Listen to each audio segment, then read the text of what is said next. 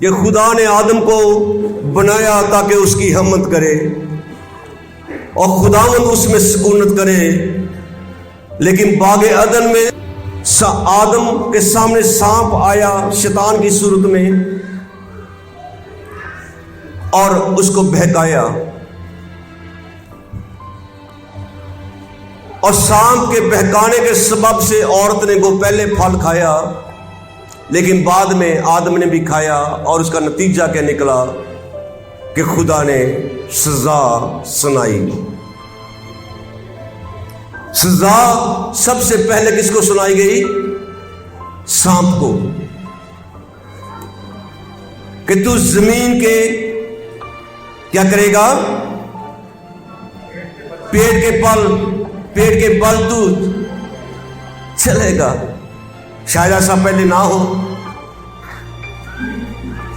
लेकिन उसको ये चुनौती दे दी गई।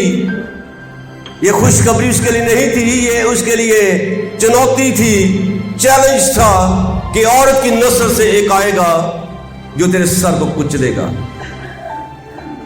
मसीह की पेशन गोइयां पुराने अहदनामा में 55 मर्तबा आई है, और फिर वक्त आता है कि वही सर को कुचलने वाला इस लोहे जमीन को पराता है, और जिसकी खुशखबरी किसको मिलती है? मुकद्दसा मरियम को। मुकद्दसा मरियम को पेशन गोई मिलती है कि तेरे बेटा होगा पाक रूह कुदस की कुदरत से, और तू उसका नाम यीशु रखना। उधर जब यूसुफ को, जिसके साथ मंगनी मुकद्दसा मरियम की पहले से हो चुकी, उससे पता लगता है बाइबल में उसके बारे में रास्तबाज लिखा गया। वो रास्तबाज था और अपनी बीवी को बदनाम नहीं करना चाहता था, चुपके से छोड़ देना चाहता था।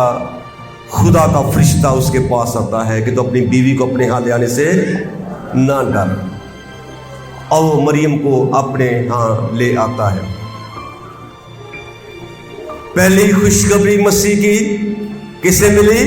तो उसका नाम यीशु रखना किसे मिली? मुकद्दसा मरियम को। उसके बाद दूसरी खुशखबरी किसे मिली? यूसुफ को, कि वो अपने लोगों को निजात देगा। हालांकि ये मुकद्दसा मरियम से नहीं कहा गया, ये यूसुफ को बताया गया कि तू उसका नाम यीशु रखना। और ये दो खुशखबरियां तो मुकद्दसा मरियम और यूसुफ के पास थी, लेकिन तीसरी खुशखबरी कौन देती है? वो कौन देती है? एलिशबा। जबकि यूहन्ना अपनी मां के पेट के अंदर 6 महीने का था, जब मुकद्दसा मरियम एलिशबा के पास जाती है, तो मसीह जो मुकद्दसा मरियम के पेट के अंदर है, यूहन्ना पेट के अंदर उछल पड़ता है। वो तो मां के पेट के अंदर था, खुशी से उछल बैठा। आज खुदावंद की हजूरी में कितने हैं जो उछल जाए कि मेरा मसीह आया है? आज कितनी जिंदगी ऐसी है कि मसीह के लिए नहायत शादमान हो जाए कि मेरा मसीह आया। और यूहन्ना मां के पेट के अंदर खुशी मनाता है, और इसका इकरार एलिशबा करती है। यीशु मसीह की पैदाइश कैसर औगस्तस की तरफ से हुक्म जारी हुआ कि सारी दुनिया के लोग अपने अपने शहर जाकर नाम लिखवाएं, और यूं ये पहली इस्म नवीसी सूरिया के हाकिम कोरनीस के अहद में हुई, और यहां पर मसीह का सफर शुरू हुआ। इधर वो वक्त है कि मसीह दुनिया को आने को है और वक्त आता है कि नासरत से मुकद्दसा मरियम को इस हालत के अंदर बैतलहम का सफर करना है। इस हालत के अंदर तो कहते हैं कि ना अपनी बेटी से, अपनी बहन से कि तू पांव नीचे नहीं उतारना, तुझे और तेरे बच्चे को खतरा इससे। और ये सफर तो पहाड़ी सफर है, ऊपर नीचे सफर है। आज तो फैसिलिटियां हैं, उधर तो फैसिलिटी कोई नहीं थी। और सफर शुरू होता है नासरत से बैतलहम का पैदल सफर 80 मील का। गोया मसीह इससे पहले के दुनिया में आए उसके लिए सफर मां के पेट से ही शुरू हो गया। वो सफर किस तरह मसीह ने काटा होगा मां के अंदर, पेट के अंदर, और किस तरह मुकद्दसा मरियम ने काटा होगा अपने पेट को संभालते हुए। वो सलामती का शहजादा तो उसके पेट के अंदर है, लेकिन सलामती इस वक्त यूसुफ और मुकद्दसा मरियम उसके लिए सलामती की राह में दुआ कर रहे होंगे, हमारा बच्चा सलामती से दुनिया में आ जाए। 80 मील का सफर। और बैतलहम में वक्त आता है फिर मसीह की पैदाइश। अब सब जानते हैं कि चरनी में पैदा हुई। सराय में अच्छी जगह नहीं है, सराय में उसके लिए कोई जगह नहीं, और मसीह चरनी में उसको पैदाइश लेना पड़ी। 8 दिन के बाद जब खतने का वक्त आया तो बैतलहम से मसीह को यरूशलेम लाया गया। और ये सफर 6 मील का था। 80 मील का सफर पहले तय चुका जब मसीह दुनिया में नहीं आया। और कहते ने 1.25 महीने तक बाहर नहीं मुंडे ने कटना, बच्चे नहीं कटना। ये तो भी 8 दिन का है। इसकी मां अपने बच्चे को यरूशलेम लाती है। आज हमारी हालत क्या है? दुआवां जारी के खुदा मैनू औलाद देवे, खुदा मैनू बेटी देवे, बेटा देवे, ते जल खुदा औलाद देवे ते फिर बाजी ने, भैन ने चर्च आना ही बंद कर देना कि जी बच्चा तंग करता है। मसीह को लाया गया 6 मील सफर तय करने के बाद। तो क्या मसीह को दोबारा जब घर पे लेके जाते हैं तो 6 और 6 कितने हो गए? 12। जब वापस यरूशलेम से मखसूसियत के बाद, खतने के बाद जब वापस लेके जाया जाता है, और किसी का खतना हो जाए तो कहते ने कि इनू आराम दिता जावे, बाहर न लेके जाया जावे। मसीह वापस बैतलहम जाते हैं। उसके बाद फिर 40 दिन के बाद यहूदी दस्तूर के मुताबिक पलोठे के लिए कुमरियों की कुर्बानी होती है, कबूतरों की कुर्बानी होती है। इसलिए 40 दिन के बाद जो पाक होने का वक्त ठहरता है, फिर यीशु मसीह को साथ में लेके आते हैं। तो गोया 6 मील और सफर मसीह को 40 दिन के बाद करना पड़ा। छोटा ही है 40 दिन का, कितना समय? 1.25 महीने का हो गया। 6 मील सफर और 6 मील फिर वापस सफर। फिर मसीह बैतलहम के अंदर रहा, क्योंकि यूसुफ का घर बैतलहम के अंदर था और मजूसी उधर आते हैं। लेकिन मसीह की खुशखबरी जब मसीह पैदा होते चरनी में, चौथी खुशखबरी किनको मिलती है? चरवाहों को। आज तुम्हारी एक बड़ी खुशी की बशारत देता हूं कि तुम्हारी एक मनंची पैदा हुआ है। और 5वीं खुशखबरी वो मजूसियों को मिल चुकी थी। हमने उसका सितारा देखा है, पूर्व में उसका सितारा देखा है, हम उसे सजदा करने आए हैं। तो तकरीबन 2 साल के बाद या 2 साल के बीच में मजूसी पहुंचते वहां पे बैतलहम में और मसीह को सजदा करते हैं, अपना जो तोहफे थे मसीह को नजर करते हैं। और जब हेरोदिस बादशाह को पता लगा कि यहूदियों का बादशाह जिसे ये मजूसी सजदा करने के लिए आए हैं, ये तो मेरे खतरा बन जाएगा, तो उसने ऐलान करवा दिया कि जितने भी बच्चे हैं 2 साल या 2 साल के नीचे के, उन सबको कत्ल कर दिया जाए। लेकिन इससे पहले कि वो वक्त आए, खुदावंद का फरिश्ता फिर यूसुफ के पास आ खड़ा हुआ। हालेलुया।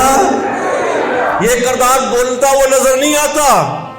यूसुफ का किरदार बाइबल मुकद्दस में एक लम्हे के लिए भी नहीं बोला, लेकिन ताबेदारी करता हुआ नजर आता है। हालेलुया। फरिश्ता जैसे कहता है वैसे करता है। फरिश्ता उससे कहता है कि अब तू बच्चे को लेके कहां पे चला जा, मिस्र के इलाका में चला जा। किधर बैतलहम, किधर यरूशलेम, किधर नासरत, किधर मिस्र का इलाका। मिस्र का इलाका हेरोदिस के कंट्रोल में नहीं था। और फिर यूसुफ अपनी बीवी को और यीशु को साथ लेके मिस्र के इलाका में चले जाता है। और बैतलहम से ये सफर 40 मील का था। कितना सफर था? 40 मील का था। गोया ये सफर माना कि यीशु मसीह इस वक्त क्या होगा, कोई 1.25 साल का या 2 साल का होगा, इसी उम्र का होगा, ना तो चल सकता होगा। जितना भी सफर होगा, कदी यूसुफ चुकदा होएगा तो कदी मुकस्सा मरियम। और तब तक यूसुफ वहां पे रहा जब तक 30 साल की खिदमत में उम्र में उसने खिदमत शुरू की, 30 साल की उम्र में। और फिर ये ज्यादा वक्त मसीह ने, हमने बाइबल में से अगले भी कुछ दिनों में पढ़ा था कि उसने कफरनहूम में ये सारा वक्त गुजारा, ज्यादा वक्त कफरनहूम में गुजारा। और मसीह के सारे ज्यादातर जो बड़े बड़े मौज़ात हैं वो कफरनहूम के अंदर ही हुए। तो मसीह ने अपनी खिदमत के दौरान बड़े बड़े मौज़े किए, जन्म के अंधों की आंखों को खोला, आंधी तूफानों को थमाया, मुर्दों को जिंदा किया। आप सब जानते हैं, कई दफ़ा इसी के ऊपर कलाम सुनते हैं। और उसके बाद हम आगे चलेंगे कि जब मसीह सलीब के ऊपर जाने को था, उस सफ़र को तय करने को था, तो उसने गसमनी के बाग के अंदर दुआ की कि बाप अगर ये हो सके तो ये प्याला मुझसे ढल जाए। वो प्याला क्या था? वो प्याला हमारे गुनाह थे जो मसीह के ऊपर आने को थे। और ये प्याला क्यों टल जाए, क्यों दुआ है कि वो मसीह को पता था, मसीह को पता था कि बाप उसे छोड़ देगा, कि बाप गुनाह को नहीं देख सकता। इसलिए बाप से दुआ करता 3 मर्तबा, लेकिन फिर कहता है कि तेरी मर्जी हो, मेरी नहीं बल्कि तेरी मर्जी हो। मेरी मर्जी नहीं, गो मैंने दुआ मांगी, लेकिन मर्जी तेरी पूरी हो। और फिर खुदा बाप की जो मर्जी कि बेटा सलीब के ऊपर कुर्बान हो। आमीन आमीन। और हम बाइबल में से पढ़ते हैं कि जब गसमनी के बाग के अंदर मसीह मौजूद था अपने शिगिर्दों के साथ, तो मसीह ने क्या कहा कि जागो और क्या करो, जागो। और आज क्या इसकी दुआ, आज इसकी क्या ये चाहत हमारे लिए मौजूद नहीं? ईमानदार कितना उसकी इस चाहत को अपनी जिंदगी में हिस्सा बनाते हैं, अपनी जिंदगी के रवैयों को बदल के, नींद को छोड़ के मसीह के लिए दुआ करने के लिए। तैयार होते हैं। ऐसा ना हो कि आजमाइश में पड़ो और फिर वक्त आता है कि मसीह को बोसा लेने वाला बोसा जिदा ले लिया जाए, मुंह चुम लिया जाए, ओदी खातर ते जान चली जाती है। लेकिन ये बोसा क्यों ले रहा है? ताकि मसीह पकड़ा जाए। ये कौन है? ये अपना है जो मसीह के साथ साथ चला, मसीह के साथ साथ रहा। ये कौन है? ये अपना ही चुना हुआ यहूदा अस्करियोती है। आज भी चर्च के अंदर, खानदान के अंदर ऐसे इंसान हैं जो माँ बाप के लिए, बहन भाइयों के लिए अजियत बन जाते हैं, दुख देने का बाइस बन जाते हैं। गो बज़ाहिर चूमते हैं लेकिन अंदर से माँ बाप के लिए परेशानी ठहराते हैं। क्या जब मसीह को ये चूम रहा होगा तो क्या मसीह का दिल खुश होगा कि मुझे यहूदा अस्करियोती ने मुझे आके चूमा? मसीह ने तो उसके बारे में पहले ही जानते थे कि मुझे इनमें से पकड़वाएगा। ये फंसा के वक्त मसीह पहले कैसे कह चुका। और फिर मसीह को पकड़ के लेके चले जाते हैं सरदार काहिनों के पास। सरदार काहिन उसके ऊपर फतवे लगाते हैं, क्या तू खुदा का बेटा है? क्या तू ये इकरार करता है? और उसके इसी इकरार की वजह से हर एक जबान कहती है कि इसे सलीब दी जाए। लेकिन सरदार काहिन फिर उसे पैंतुस पिलातुस के पास भेजते हैं कि वो क्या कहता है। लेकिन वो कोड़े लगवा के मसीह को दोबारा उनके पास भेज देता है।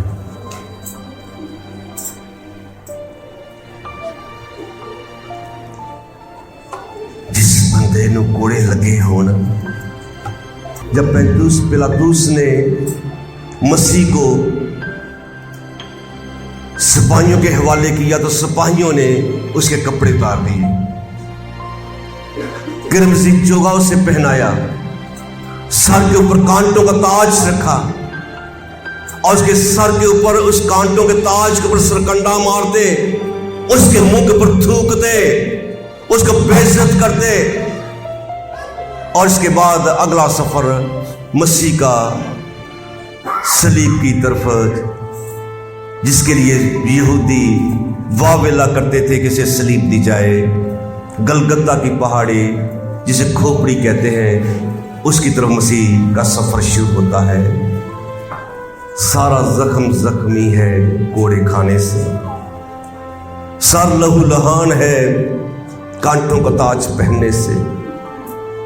कांटों का ताज तो पहनाया गया, ऊपर उसे मारा गया।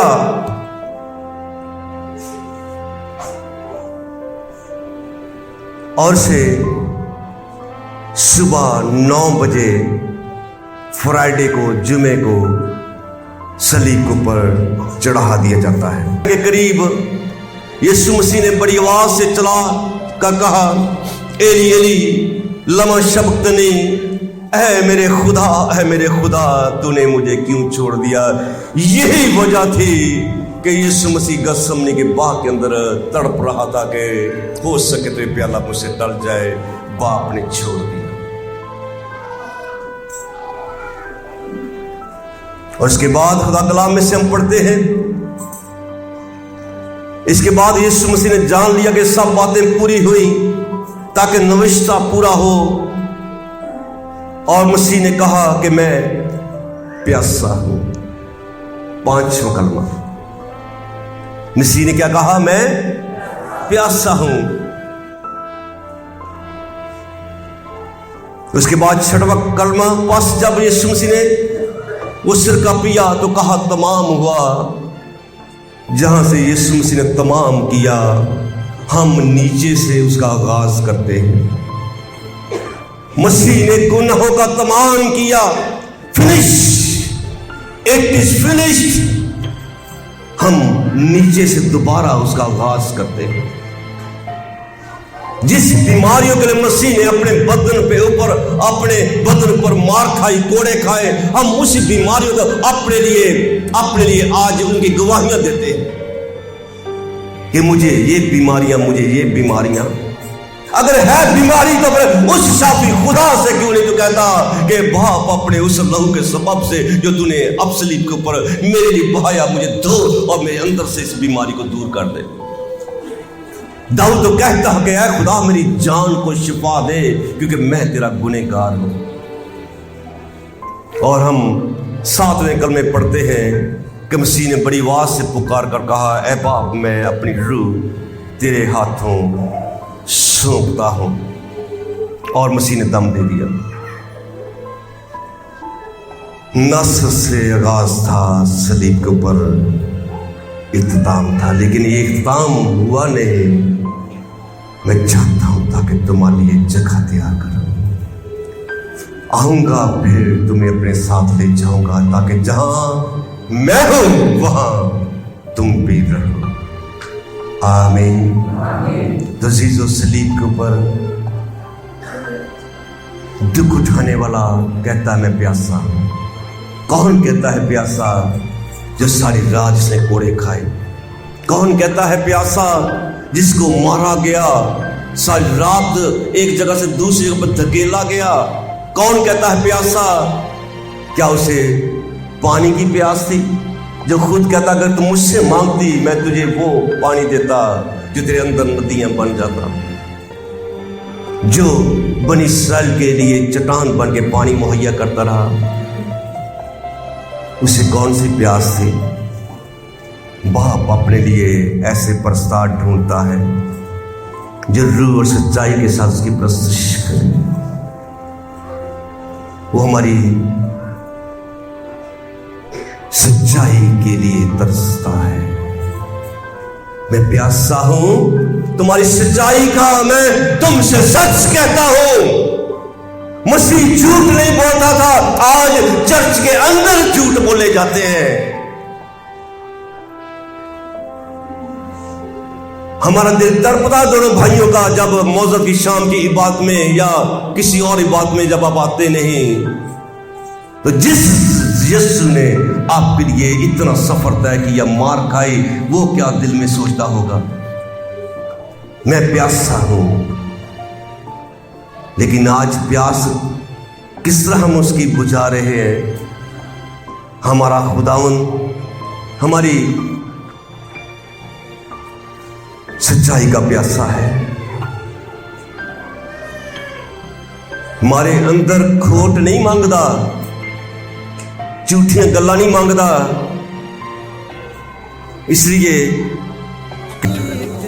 अब खुदावंद तुमको तौफीक दे, मुझे तौफीक दे कि तेरे कलाम पे अमल किया जाए, यीशु के नाम से।